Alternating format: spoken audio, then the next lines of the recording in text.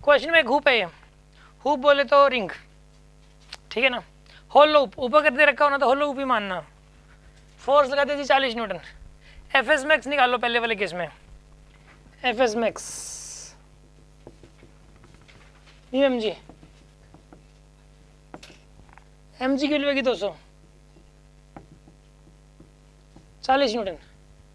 आपने शुरू में फोर्स लगा दिया 40, फ्रिक्शन लगेगा इसका 1/2, हुप में 1/2 लगता भाई, 20 न्यूटन लगेगा फ्रिक्शन। फ्रिक्शन लगेगा 20 न्यूटन। एसीएम कितना आएगा, फोर्स इधर फ्रिक्शन इधर, नेट फोर्स 20 हो जाएगा, 20/20, 1 मीटर पर सेकंड स्क्वायर का आएगा एक्सेलरेशन, ठीक है।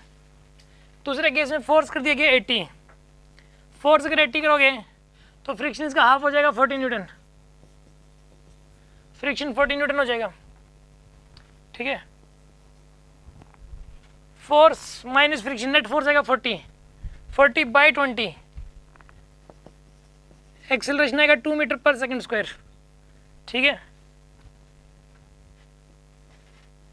फोर्स का 120, ठीक है।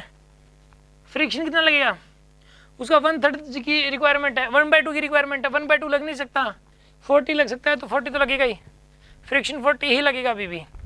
हालांकि रिक्वायरमेंट 1/2 यानी कि 60 न्यूटन की है, लेकिन 60 लग नहीं पाएगा। तो force minus friction, net force आएगा 80/20, 4 मीटर पर सेकंड उसका एक्सेलरेशन आएगा। समझ आ गया होगा आपको ये। इस क्वेश्चन के थ्रू ये समझाने की कोशिश की गई थी कि पहले एफ एस मैक्स निकाला करो आप, और जो रिक्वायरमेंट होती है हुप के केस में 1/2 की होती है। अगर वो रिक्वायरमेंट मतलब जब पूरी कर रहा है तो ठीक है, ना तो एफ एस मैक्स लग जाएगा बस, ठीक है ना।